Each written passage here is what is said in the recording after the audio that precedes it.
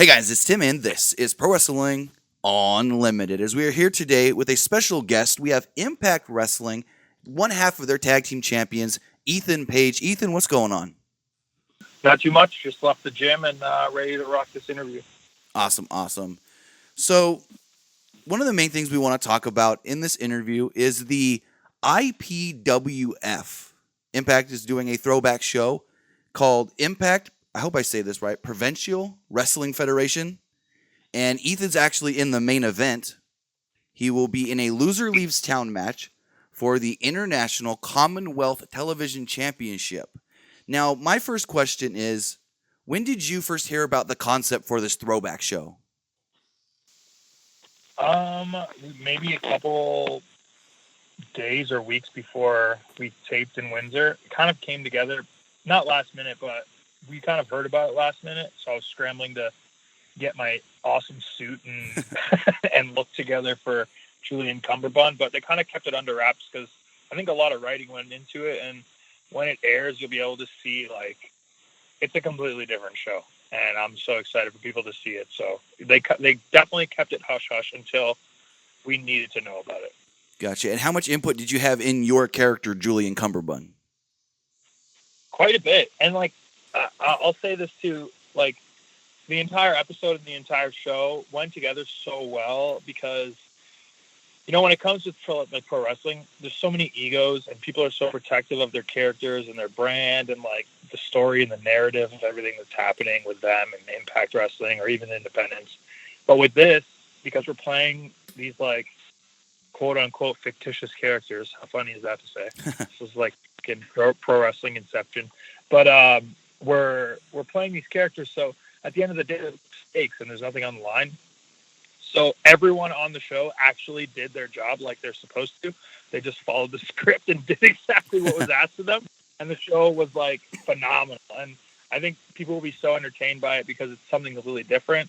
And I know a lot of people are relating it to past projects that have been coming out. Right. But I could tell you that, like, it's such a parody of that. And all the talent had so much fun that, like, as a joke, people were saying that this is the Impact Christmas party. And, like, we all just got to hang out and have fun and put on this show. So, like, at the end of the day, whether people like it or not, I personally don't care because we had such a good time and it was, like, personally fulfilling. So, like I said, you're going to be in the main event and you'll be taking on Downtown Danny Brown, who's actually Willie Mack. And Whoa. Downtown Daddy Brown. Oh, Daddy Brown. I read it wrong. My bad. I apologize. Downtown Daddy Brown. Name's wrong. That's kind of offensive. I apologize. And I'm not going to give away, any spoilers. As you said, the show was already taped and you guys had fun doing so. And do you think there's a possibility of a second throwback show down the line sometime? I mean, the writers are already joking around about what my character will be doing on the next episode. So, like, I think this might end up being, and I don't want to make any promises, but this might end up being, like, our Thanksgiving special, which to That's me, cool. Get rid of the turkey suit and let's do Impact Provincial Wrestling every single year. That'd be really fun. A cool, like, holiday tradition to go forward with.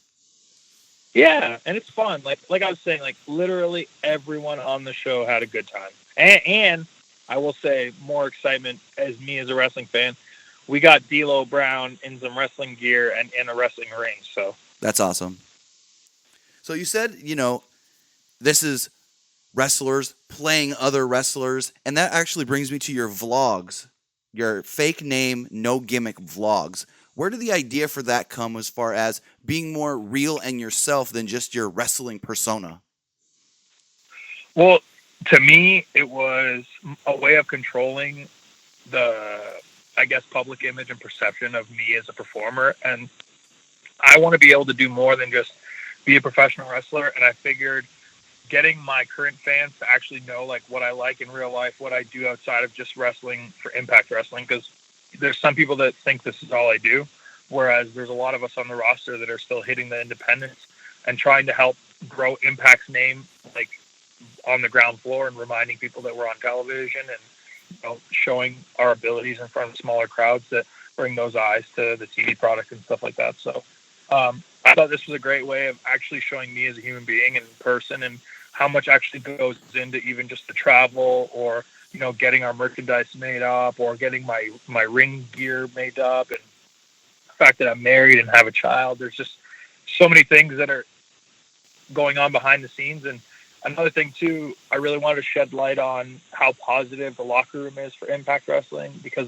there's so much, like, I don't know, I don't want to say negativity, but just I didn't like the way that Impact was being perceived when there was such amazing talents backstage, and we were all trying to collaborate together to put on the best show. And like the vibe and like camaraderie backstage was at such a good level that I figured, why not show a little bit of that? And Impact seems to, and they continue to seem to be supportive of it. So I'll keep doing it. But yeah, those were all the things that went into actually deciding to put it together. But the number one reason was to capture this entire year so that when my daughter grows up, she can actually relive her first year, instead of just like, oh, do you know your dad did this when you were this old? She'll actually be able to go back and watch it and see for herself. That's very, very cool. Someone who has kids myself, I really commend that. And I do a lot of like filming stuff when they do things so they can go back years later and see it as well. So I fully get that 100%. And you said, there's been, not to say a negative connotation on Impact, but ever since like when you came in December 2017, when Don Callis and Scott D'Amore came in and kind of took over in 2017, we have seen a lot of positives come from all of that as far as Don Callis and Scott D'Amore. And what are some of the things you've seen them implement in the company that has been positives going forward? Well, a lot of us get paid more. Well, that's always good. I mean, as a talent, that's one thing that we're all very appreciative of. I think a lot of the storytelling and the continuity has been a lot better, and there's not a lot of starting and stopping with characters or storylines. Things seem to flow naturally, and it's episodic television that I like. I know there's a lot of stuff in other companies on television where either the writers get bored of or the people in charge decide, this isn't working, let's just scrap it and start fresh. We film our television in blocks. So no matter what, that weekend we're filming 4 to whatever, 6 episodes, however many it is, we know exactly what's going to happen. So at least minimum for that amount of television, there will be a beginning, middle, and end of a story that's not insulting, that you can actually start and finish. And I think that's been a very strong point for Impact Wrestling and convincing fans to come back on board and actually follow along what's been going on. And Scott and Don, I think, were the catalyst for that. And bringing on Artie Evans and Jimmy Jacobs as writers. Those two are, genius masterminds and fantastic writers, and they add so much depth to people's promos. And because it's taped, like, they're able to say, no, I don't like that, we need to do it again. And even if it's a 90-second thing, they'll spend 20 minutes on it just to make sure that, we get the best product. And like, even when we were on Pursuit, and not to knock it, it sucked, and not a lot of people saw it, but we weren't being lazy because of that. Like, we were still focusing on Twitch, making sure that the thousands of people that were watching on Twitch at least knew we were giving the best product. And, we have repetition, and you get used to doing your best, and now that's what we're stuck at. Like, we're firing at like 100% and trying to put on the best product every single time. So it sounds like there's a lot of like attention to detail, making sure if something, like you said, even if it's a 90-second spot, if there's one thing in that, redo it and make it better. Oh, for sure. And I've been in promos with that. Like, Josh and I will be murdering this promo, and one of us will either say the same word twice, or we might forget to say World Tag Team Championships, or vice versa, or the interviewer might, and they'll just be like, guys, that was great, but we got to do it again. But I appreciate that as a talent, because like, my job is just to do on camera, and I know how much goes into actually putting the show together once it's filmed. And I want to make sure that they have the best content to actually be able to put it out there. Right, and you're learning in the process as well. Hey, these are the marks we have to hit. We have to make sure that all this goes smooth, and if it doesn't, there's no negative really of having to redo it. I think as someone who's a content creator No, myself and has to redo things sometimes, it's only a benefit in learning when you actually mess up and have to do it again. for sure. Like that, it's 100% true. So a couple other things here. What is something you've learned since being in Impact that you can take outside of Impact to like other promotions like Alpha One Wrestling or so and help make others good as well or better as well and help them? Like might make me sound like lazy, but like less is more. It's a thing that kind of gets like shoved down your throat when you start wrestling, and it's something that I didn't understand until I started wrestling on television and with producers like Scott D'Amore, Tommy Dreamer, and D'Lo Brown. Like for them to be able to actually convey the message properly and like learning over time, like you were saying, to redo things over and over, or even matches like hearing the same comments when I come to the back and slowly being able to change them to cater myself to wrestle on television. And, like running Alpha One and booking the cards out and like writing angles and setting things up. Like I find myself kind of regurgitating the same information, but in different scenarios that actually help benefit the show and make it more exciting and helping like my roster and my talent that travels to the independents, like seeing them grow and stuff like that. So it's been very beneficial, but I would say kind of being more of a character instead of like just an athlete has really, really helped my career. And I learned all of that while being at Impact. That's awesome. That's awesome. And just you brought up you book, right? You run Alpha One. One of the things that I've seen, looking at Alpha One, I saw you guys have your anti-bullying program. Where did that really come from? Oh man, it came from one of my staff works with the city, and he was trying to push his department to do an anti-bullying just show or video or literally anything. It's something that he dealt with, and a lot of our talents dealt with. And I just said, okay, well, I mean, we can do it too. We don't have to wait for someone to do it. So we produced our own video. You can see them on the section of our website. We also ran events where we promote anti-bullying while ironically punching each other in the face. But it's all a positive message, and all the wrestlers come together at the end, kind of say the same thing and pass it along to the kids and stuff like that. But like, yeah, like it's so tough to explain, but I just think it's worth trying. So why not do it?